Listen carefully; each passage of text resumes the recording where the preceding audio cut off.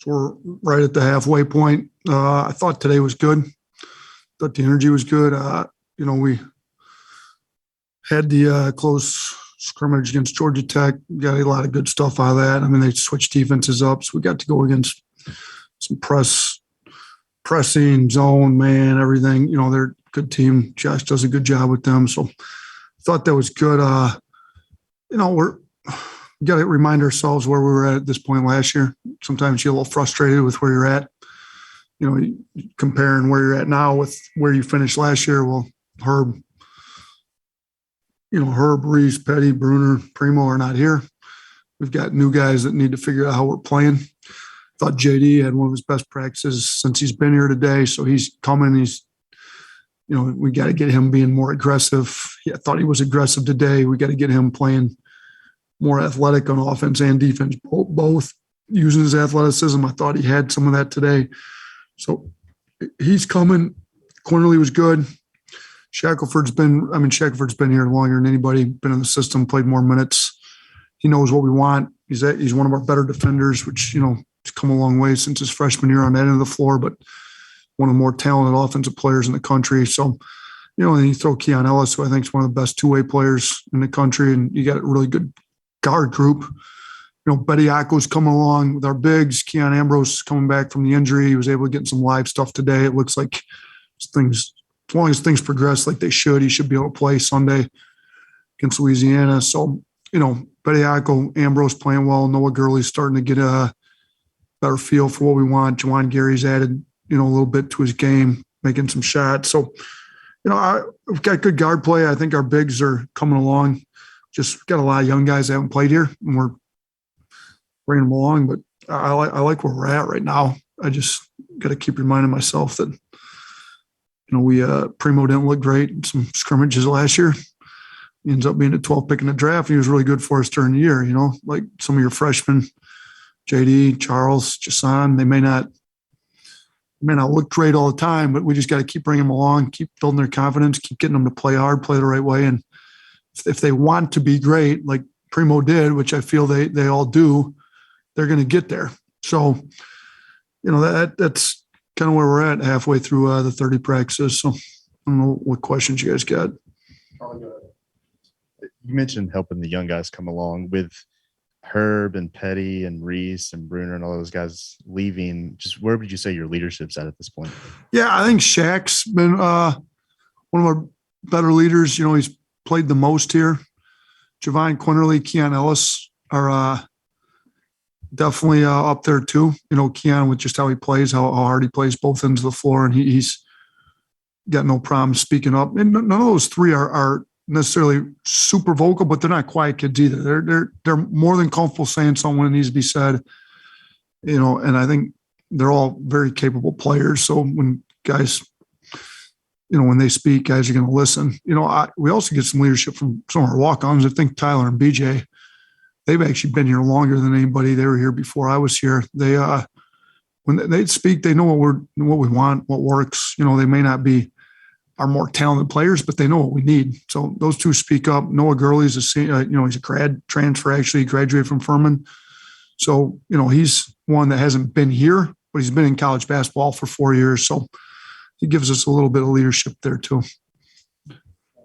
Vision seeing Jaden Shackelford, Jahvon Quinerly, and JD Davison on the court at the same time?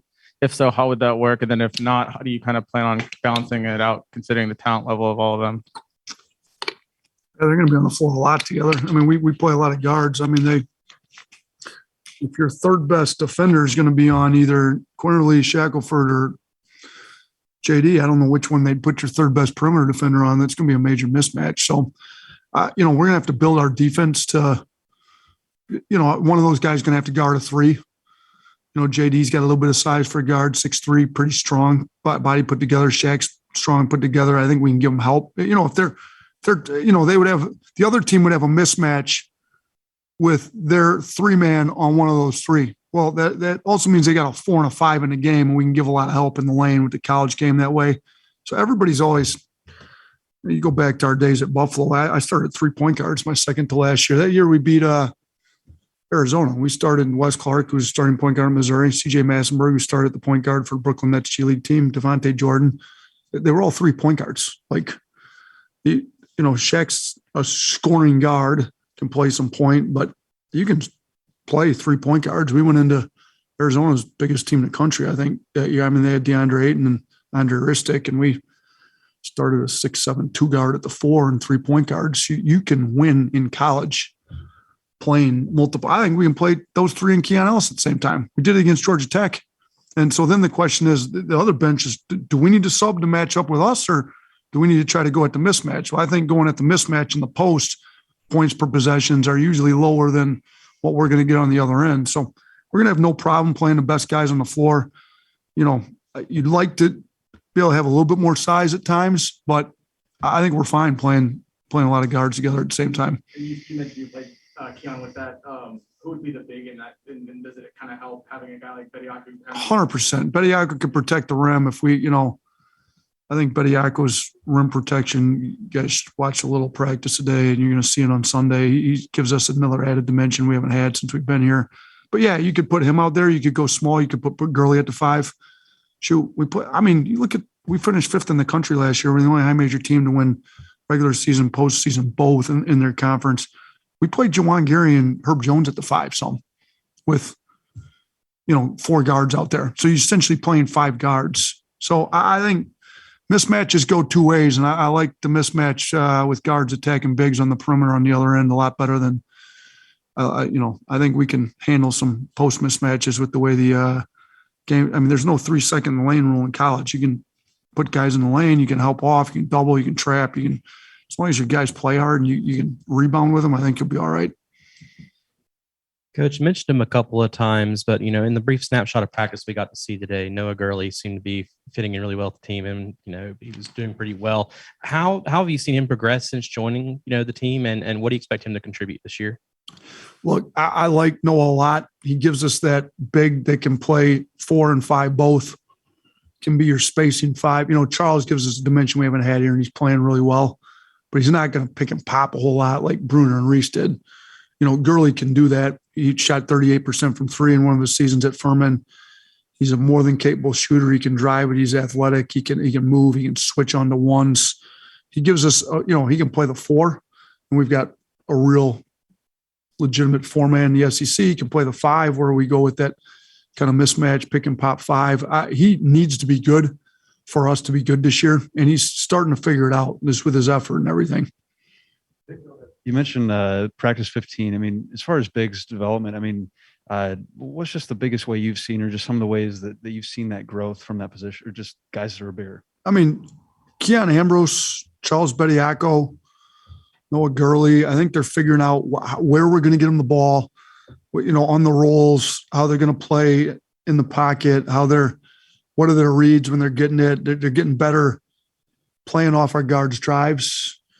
They're getting better defensively, knowing when to help, and we've got to get some better rim protection than what we had last year. We've got some younger guards. Maybe they're going to play, maybe get beat a little bit more. Like when you got a guy like Bediako in there to protect, I think he's figuring that out. Ambrose was here a year already, but you can tell he's much more comfortable this year than he was last year. A year under his belt. And, Bediako, we started Bediako at the 5 against Georgia Tech. Whether he remains that or not, we'll see how everything goes. But it's nice to have a guy that can really protect the rim, run the floor hard, athletic, can throw lobs up to him. That's where where are they going to be able to catch the lobs on pick and rolls, or how different guards are going to throw it to him different. But JD, JQ, both unbelievable passers. Shaq's finding our bigs on pick and roll lobs, drop offs off drives. Shaq's doing a good job finding it. Keon Ellis can really pass. So we've got guards that are going to find them, and they're learning how to play off the guards a lot better now. Hey, Coach. 3 weeks from tonight's the opener against Louisiana Tech. At this point, what do you think your team's excelling at, and what still needs to be worked on? We got to, we're excelling at playing fast, but we got to work on not turning it over while we play fast. But again, as a coach, if you want no turnovers to be your number one thing, then don't play fast. We're going to play fast. We're going to have some sloppy turnovers this early in practice, maybe in few games. You got to deal with it. We got to get it trimmed down though. Turnovers are not where we want them to be. Our at the rim decisions, guys learning how to play, attacking mindset. Do I try to score it? Do I spray it? Who do I spray it to? Do I drop it off to the big? We got to get better making decisions at the rim. I think our rebounding has to improve. We're on it. We're coaching it. Coach Hodgson's kind of our rebounding coach. He's all over it. He's doing a good job with it, but we got to get better. We got to get our guards rebounded better. If we're going to play fast in transition, we got to defensive rebounds got to get better. And then defensively, we're not the third best defense in the country right now. We're not even close. We've got a long ways to go that way. We've got a lot of new guys that haven't played in our system that need to know what our system looks like. When you lose Herb Jones, maybe the best defensive player in the country, defensive player of the year in the SEC, Petty, who had a high IQ with a lot of athleticism, Primo, long, athletic, high IQ, Reese and Bruner, high IQ guys. You lose those types of players, you got some work. Now, we do have Bediako, who's going to erase a lot of mistakes. Keon Ellis, I think, could be the best two-way player in this league. So you're starting Shaq's understanding a lot better on the defensive end. I like where he's at a lot. So we've got some pieces. Juwan Gary's really good defender. We just got to put it all together. So those some of the areas I think we got to improve on. I think we got a couple questions on Zoom. Mike Rodak. Yeah, Nate, just kind of a big picture question. I think within the span of 2 months this offseason, you had both Roy Williams and Coach K, make their announcements, retirement or, last year. Just how much of a new era does this feel like for college basketball, given what the traditional giants might have been in the past? It's a good question. I mean, those guys aren't in our league, but they're obviously Coach K is a stalwart coach in the USA Olympic team and one of the best coaches in the history of the game. So for him to announce his retirement at the end of this year, he kind of, Roy Williams, one of the best coaches in the history of the game. It's, I don't know if you say there's a change in the guard, but there's definitely two Hall of Fame coaches that won't be coaching after this year. So, and maybe the biggest rivalry in college basketball. So there's definitely some changing going on. How does it make me feel going into this year? I haven't given it a ton of thought other than I respect both those guys immensely and the job that they did in their particular programs. And, it's kind of sad to see him retire. Shoot, I grew up going to Coach K coaching clinics and had his books and his DVDs or back when I was in some VHS tapes. So, it's sad to see them retire, but it's, they felt it was time. I'll say this. I think the biggest change this year going into the season is just there's not a whole lot of guessing. Are we going to play? Are we not? When's the opener? Last year with all the unknown with COVID was a little annoying. Like, we were switching games up last minute. All right, Houston can't play. Now we got to fill it with Western Kentucky. I didn't even do that when I was a high school coach. You had your season set and you played the games. Like, now we're a college coach trying to find a game the week of the game. Like, there's just all that unknown most of that unknown is out the window now. We're going to play. We're playing, 3 weeks from today. We're playing Louisiana Tech. I don't think there's going to be nearly the amount of uncertainty, which is great. It's a great feeling. We're going to play 31 games, not 27. It's great to get back to a full season. I'm excited that it's somewhat back to normal, at least more normal than it was last year. I'd like things back to normal as quickly as possible. And I think we're getting a lot closer to that in college basketball. Michael Casagrande. Yeah, too, if I could, just wondering, talking about that game scheduling stuff, that My golf game's the same as it was the last time I talked to you. In case that's good. one of the questions. No, one of the questions is since you played last year, will there be a home and home with Western Kentucky next year? We owe the Hilltoppers. I'd like to get them on like a four-year contract just for you. Okay, yeah. Go right along with the hole-in-one deal. You want to take video of my bad swing, and I'm going to hit a hole-in-one. You want to talk to us about losing to Western Kentucky? We may see what happens after that. That's how it goes with you, Michael. So we're going to try to maybe do a 4-year contract with them starting next year or something. Cool. That sounds cool. Getting to this year with JD, I think you talked about him a little bit at the beginning. Can you expand upon some of what you've seen from him in practice? Is there any frustration with him coming in as such a highly rated recruit and learning the college game? JD was great today, like as good as I've seen him. Hitting threes, getting to the rim, finishing at the rim, finding teammates. like all freshmen, there's going to be some inconsistencies. They got to realize what it takes at this level on a daily, everyday basis. But I'll say this, he's a quiet kid. He didn't talk much in the recruitment. Petway had done a great job building that relationship before I even got here, and we continue to work on it. And, we're fortunate to have him here.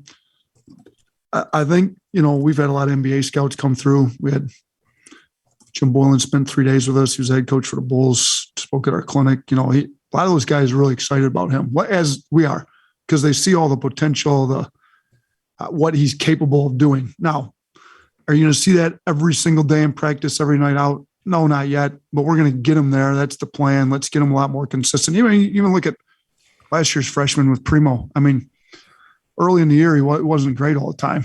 Consistency is an issue with young kids and freshmen, and it's the same with him. But his ability level, his care level, he wants to be great. He's much more vocal and talkative than what I thought he was going to be coming in. And his IQ, just because, if a kid doesn't talk a ton in the recruitment, you're not quite sure where their basketball IQ is going to be and all that. His basketball IQ is actually pretty high, and he's very coachable. So you always wonder if the kid rated that high, how coachable are they going to be? Do they think they have everything figured out? He's not. He's the opposite of that. He wants to be coached. He wants you to make him better. He's more talkative than you'd think, and his IQ is pretty high. So a combination of all that to go along with the athletic ability that he's got and the skill level he's got, he's going to be really good for us. And I'm pretty happy with where he's at right now. Yes, Bob Holt. Hey Nate, how you doing? Hope you like my Packers. New Packers. I know, go Pack, go. That was a good one we had there. Yeah, we escaped the field goal debacle last time. I was at that game live in Detroit the last time Crosby wanted to miss that many field goals. So we're good. We're sitting good. Well, it's always good to beat the Bears. Hey, there's 5 SEC teams in the AP poll. I guess matches the Big Ten. Wonder what you think about that. I guess the balance at the top of the league, and I'd be curious specifically if you had any thoughts on Arkansas, the way Eric's kind of had to reload there with a bunch of transfers again. Yeah, so I think our league's really good. We're tied with the Big Ten for most teams in the top 25. Big Ten's a good league. I think we had more draft picks than the other league last year, if I'm correct. I think we've got really good talent in this league. I think we've got a lot of really good coaches. Done a remarkable job with their programs. I think 6 coaches have coached in the Final Four. So, I'm not sure the order. I think Kentucky's right ahead of us in the AP top 25, and I think it's maybe us. And then, like you mentioned, Arkansas, and I think Coach Musselman's done a great job. He does it a little bit different, but it's, Kentucky goes and gets a lot of McDonald's All-American type. Coach Musselman's always gone and gotten some really high-level transfers. He's starting to mix in. Their recruiting class says they're starting to, he's at a place a little bit different than Nevada. Arkansas is able to recruit better high school kids, and he's doing that. And his program's really risen since he's got there. Tennessee's been at the top. Coach Barnes does an unbelievable job. They've been able to recruit some really high-level guys. And, you look at, I think the better teams in college are able to kind of combine taking transfers, taking high school kids. I think you'd be making a mistake if you didn't take any high school kids, because I look at how good JD is right now. I looked how good Primo was last year for us. Charles looks really good for us right now. Jason's going to help us win games.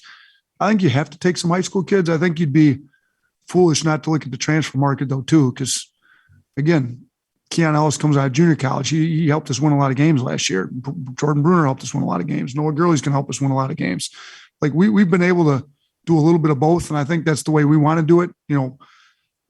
I think when you're looking at high school guys, you can be a little bit more picky because come spring that transfer portal is going to have some pretty good players in it. Now you got to do your homework, make sure you're getting guys that are high quality guys that aren't leaving their current situation because of some character issues. We don't want to bring those in. I think we've got this culture where we want it. We've got hardworking, high character guys in here, and we want to add that type to what we're bringing in. So, yeah, I think the SEC is one of the best basketball leagues in the country right now. Hopefully we, come out in preseason.